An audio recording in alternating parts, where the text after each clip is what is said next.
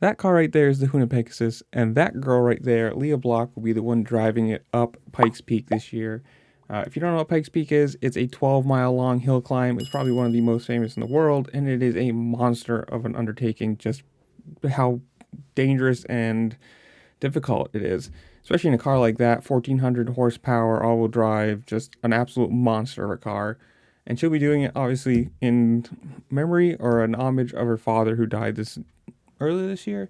She's done a couple of things, including the 100 Acre Wood Rally, kind of as a, an homage toward her dad.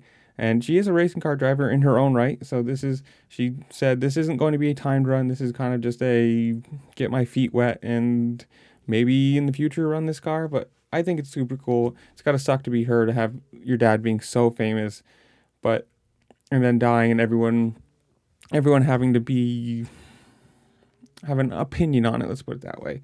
But it's cool to see her continuing on, not being scared of it anymore, or not being scared of continuing to racing or anything, and kind of building her own thing. Yes, it's her name and her dad's car and stuff, but it is her own reputation and her own life she's building. So I think it's cool. I think hopefully in the future she does run that car and does run competition laps and everything. But comments below, you tell me, what do you think of it? Kind of cool.